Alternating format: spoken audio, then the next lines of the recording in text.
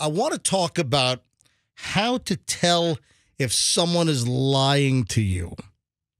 Now, over the years, I've heard all of these kind of tells.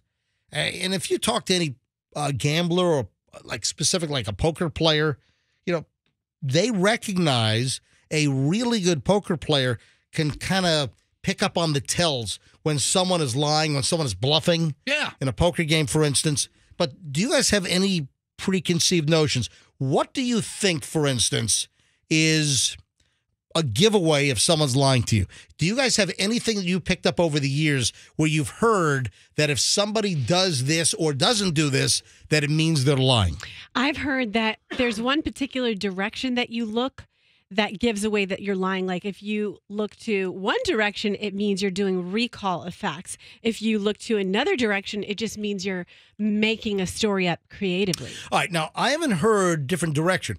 I've always heard that if someone is looking at you and they're talking to you and they say something, and if they look away, I never heard whether it was left or right. I just heard if somebody breaks eye contact and looks away from you, that is an indication of a lie.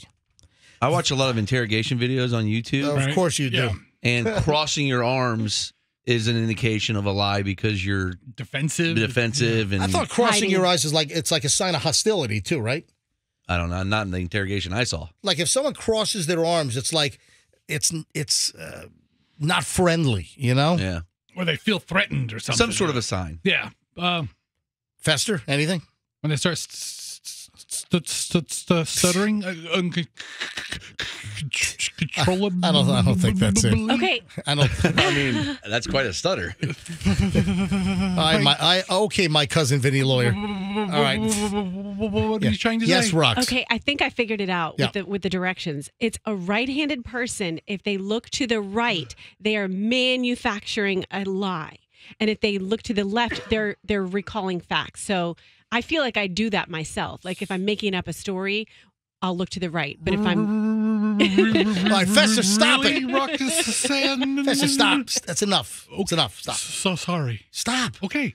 I never heard of which direction. I just heard that if you look off to the side, that it means that you could be telling an untruth. Well, try it tonight with Michelle. Go home and tell her what you did today at work, and tell her the truth, and see where your eyes go, and then just make up a story and see where your eyes go, and you'll figure it out. The other thing that I'd always been told that indicates someone is lying is a shrug.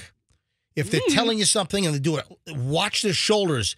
If they do a shoulder shrug. Now, those are things that I've always been told or that I had heard about. Now, let me get to the actual new item here, and it's how to tell if someone's lying to you. There is recent research that was published in the journal Nature Human Behavior, and a glaring red flag.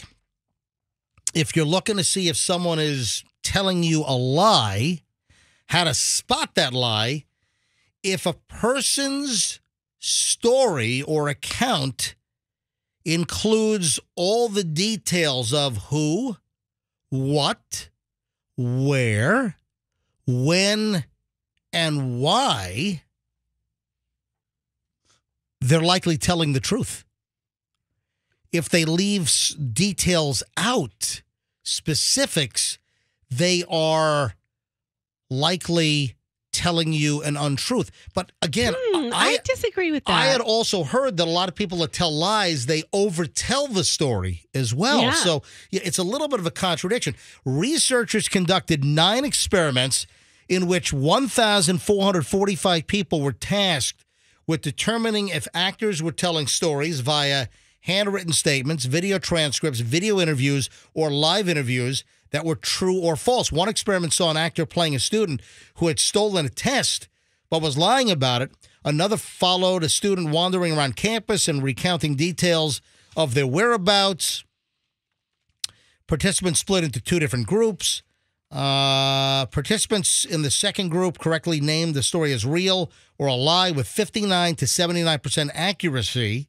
The group was also told to home in on the degree in which the message seemed to complete, concrete, striking, or rich in details.